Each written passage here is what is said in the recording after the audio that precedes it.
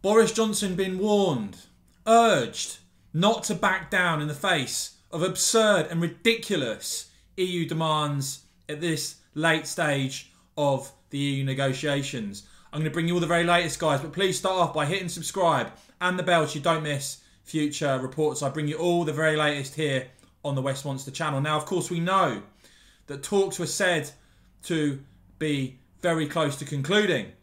And then what we understand happens is that the European Union suddenly, reportedly under pressure from the French, put on the table a load of absurd, frankly insane suggestions in terms of the negotiations that the UK simply couldn't even consider making part of any deal. And at this late stage, Brexiteers, of course, see this as an absolutely critical moment. In fact, Nigel Farage has described this as Boris Johnson's moment of truth.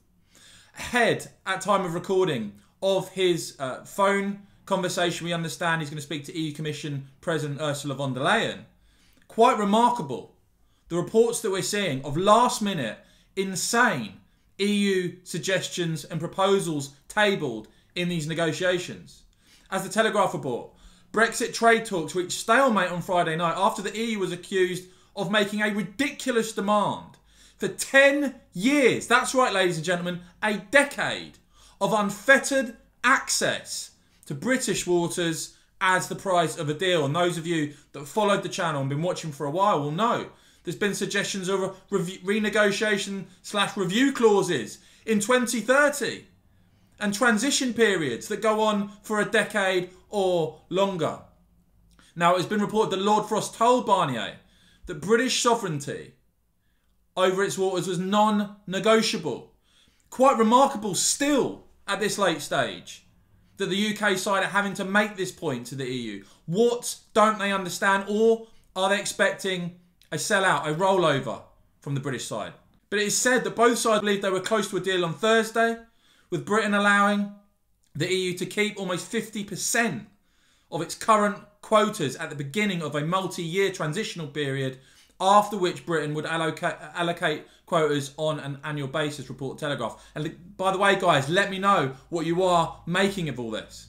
But at the last minute, the EU demanded total access for a decade, meaning Britain would have no control over who could fish in its waters and or where. And it's frankly, at this point of the negotiations, that have been going on and on and on, and I feel the frustration from those of you that watch this channel and beyond, that are asking, why haven't we walked away? Well, you're still getting these ridiculous demands, new demands, tabled at this very late stage. That speaks volumes, does it not?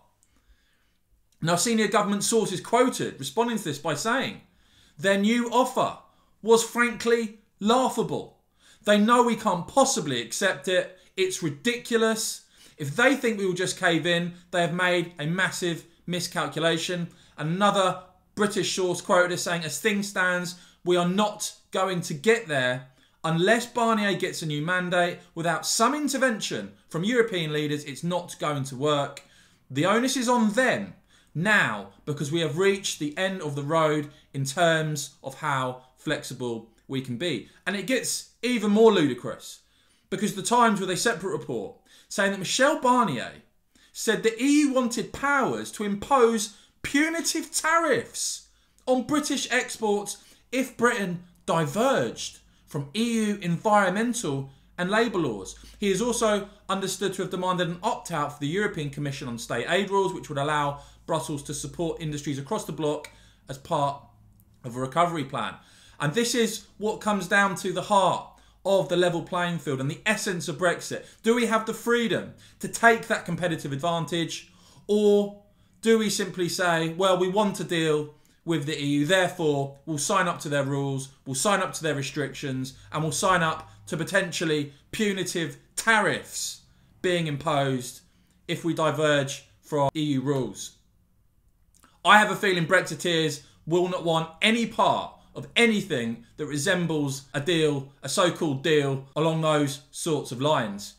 Now, David Frost, Lord Frost, yesterday put out a statement from himself and Michel Barnier on the state of play in the negotiations. It reads, after 1 week of intense negotiations in London, the two chief negotiators agreed today that the conditions for an agreement are not met due to significant divergences on level playing field, governance and fisheries. And my oh my, we've seen this go on, haven't we? For months and months and months. This is what's been mentioned. On this basis, Lord Frost goes on, this statement goes on to read, they agreed to pause the talks in order to brief their principals on the state of play of the negotiations. And of course, Ursula von der Leyen and Boris Johnson speaking today.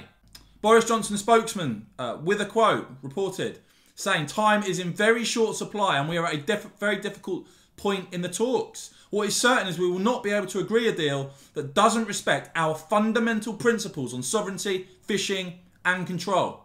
Now, Brexiteer MPs have spoken up and warned against a sellout deal. Caving in, another Telegraph story, caving in to the EU risks leaving UK a permanent client state. Tories warn Boris Johnson. Tory MPs fear that the UK is at the point of maximum danger as trade talks reach a crucial stage. Former Conservative Party leader Ian Duncan Smith saying that telling the Telegraph that fishing is a totemic issue, that the UK needs to start with control over 100%. We have to be treated like Norway is treated, he said. We're not looking for an increase, we are looking for control. From there, we negotiate with other countries what access they get. It's as simple as that. And on Friday night, Theresa Villiers, former Environment Secretary, warned that the UK was now at the point of maximum danger, adding that regulatory autonomy is a core part of delivering Brexit. And of course, the level playing field, the EU level playing field, so-called level playing field, would cut off that Brexit competitive advantage. She has said that this is the main means by which the EU could potentially tie us into their laws and their core. I see this as the main threat to getting Brexit done. Now, other Brexiteers have spoken out as well. Conservative MP John Redwood saying if France and Germany want tariff-free access to the UK market, they need to drop their claims to control our laws and take our fish. No deal is much better than their deal for the UK. And Nigel Farage as well, saying now it is left to the leaders. This really is Boris Johnson's moment of truth. Guys, I want to know from you. Do you think Boris Johnson will hold firm? Do you think we'll see a clean break, a no deal? Or do you think a sellout deal is going to be done? Lord Frost, the government spokesman, they're all still saying the right things. Let me know in the comments below what you're making of all of this, what you want to see the government do, and if you still have faith in Boris to deliver or not. Let me know, guys, and as ever, if you found this report helpful and informative, please give it a big thumbs up, would really appreciate that. And of course, if you want to become a supporter here on the channel, do hit the join button, would really appreciate that. And of course, guys, as ever, thank you so much for watching.